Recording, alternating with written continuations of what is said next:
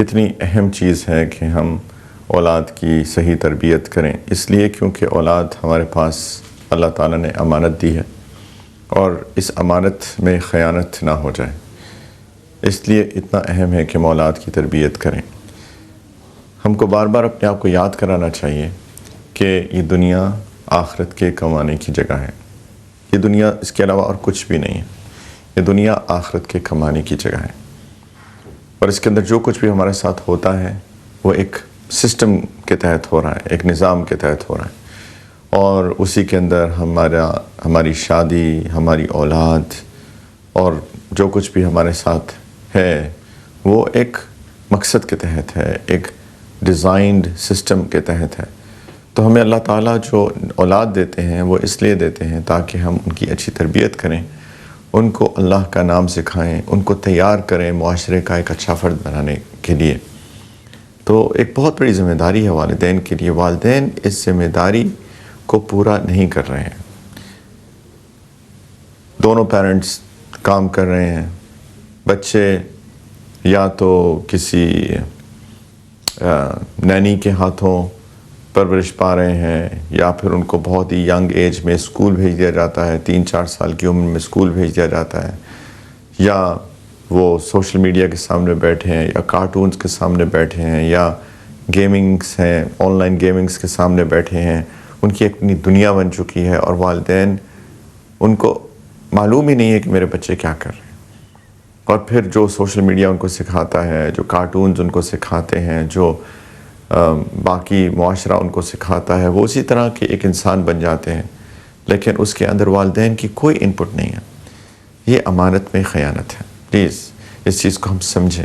نبی کریم علیہ السلام نے فرمایا کہ کلکم راع و کلکم مسئول عن رعیتہ، تم میں سے ہر کوئی نگہبان ہے اور تم میں سے ہر ایک سے اپنی ذمہ داری کے بارے میں پوچھا جائے گا۔ اور اس کے اندر آگے اللہ کے رسول صلی اللہ علیہ وسلم نے مردوں سے الگ خطاب کیا کہ مرد ذمہ دار ہے اپنے گھر والوں کے لیے، عورت ذمہ دار ہے اپنے شوہر کے گھر، اس کی اولاد کی تربیت کے لیے، اس سے پوچھا جائے گا تم نے کیا کہ نہیں کیا۔ تو اس کے بارے میں ہم نے بہت سارے موضوعات کو ٹچ کیا، جو پچھلے ایپیسوڈز ہیں وہ یوٹیوب کے اوپر دین فطرت کے نام سے موجود ہیں، میں ریکمینڈ کرتا ہوں کہ آپ جائیے پلیز ان کو سنیے۔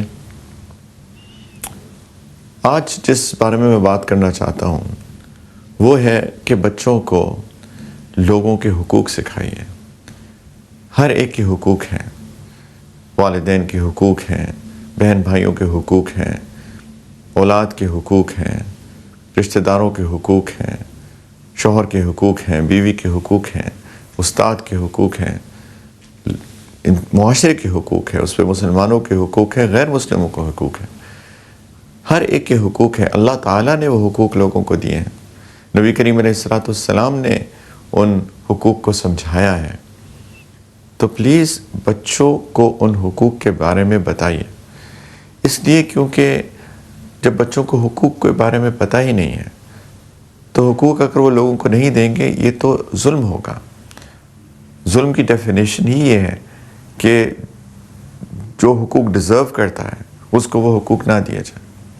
اللہ تعالیٰ کے حقوق ہیں، جب اللہ تعالیٰ کے حقوق نہیں دیے جاتے تو ہم ظالم بنتے ہیں۔ یہ اور بات ہے کہ وہ ظلم ہم اللہ پہ نہیں کرتے، وہ ہم اپنی جان پر کرتے ہیں۔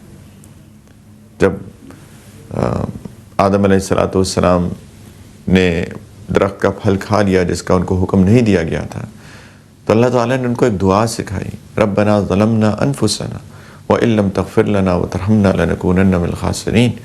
یا اللہ ہم نے اپنی جانوں پر ظلم کیا ہے، آپ کی بات کو صحیح طرح سے نہ سمجھ گئے، اور اگر آپ نے ہمیں معاف نہ کیا اور اگر آپ نے ہم پر رحم نہ کیا تو ہم تو نقصان اٹھانے والوں میں سے ہو جائیں گے۔ لیکن جب ہم لوگوں کے حقوق نہیں دیتے تو وہ لوگوں پہ ظلم ہے، اور یہ بہت خطرناک چیز ہے، کیونکہ اگر لوگوں کے حقوق نہ دیے گئے تو قیامت کے دن وہ اپنے حقوق کا مطالبہ کریں گے۔ قیامت کے دن کوئی رشتہ داری کام نہیں آئے گی۔ سو مت سو کہ اگر میں نے اپنی والدین کے حقوق نہیں دیے، والدین مجھ سے پوچھیں گے قیامت کے دن۔ اگر میں نے اپنی اولاد کے حقوق نہیں دیے، اولاد مجھ سے پوچھے گی قیامت کے دن۔ ہمسایوں کے حقوق نہیں دیے، ہمسائے پوچھیں گے، استاد کے، شاگرد کے، لوگوں کے، انسانیت کے، ہر ایک کے۔ تو بچوں کو ہم سکھائیں تاکہ ہم ہمارے بچے ظالم نہ بن جائیں کہیں. معاشرے میں بہت ظلم ہو رہا ہے، ہر لیول پہ ظلم ہو رہا ہے، اور یہ اتنی خطرناک چیز ہے.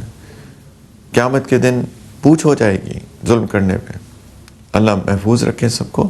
لیکن نبی کریم علیہ السلام نے فرمایا کہ قیامت کے دن ایسے لوگ آئیں گے جو کہ مفلس ہوں گے. صحابہ نے پوچھا، انہوں نے صحابہ سے پوچھا پہلے کہ تمہیں پتہ ہے کہ مفلس کون ہے؟ صحابہ سمجھے کہ دنیا کے اعتبار سے پوچھ رہے ہیں، تو انہوں نے کہا یا رسول اللہ، جس کے پاس مال پیسہ نہ ہو، درہم دینار نہ ہو، وہ مفلس ہے. میں مفہوم بتا رہا ہوں. لیکن اللہ کے رسول نے فرمایا کہ میں آخرت کے اعتبار کا مفلس پوچھ رہا ہوں. وہ شخص ہوگا جو قیامت کے دن بہت عبادات لے کر آئے گا، لیکن اس نے لوگوں پہ ظلم کیے ہوں گے. کسی کو گالی دی ہوگی، کسی کو دھوکہ دیا ہوگا، کسی کی غیبت کی ہوگی، کسی سے جھوٹ بولا ہوگا، وغیرہ وغیرہ. اور یہ سارے لوگ اپنے حقوق کا مطالبہ کریں گے، اور اس کے پاس اس دن مال پیسہ تو نہیں ہوگا. تو یہ شخص اپنی نیکیاں ان لوگوں کو دیتا جائے گا، اور وہ مطالبہ کرتے جائیں گے، یہ دیتا جائے گا. ایک وقت آئے گا ساری نیکیاں ختم ہو جائیں گی، اور لوگوں کے مطالبے ابھی بھی موجود ہوں گے.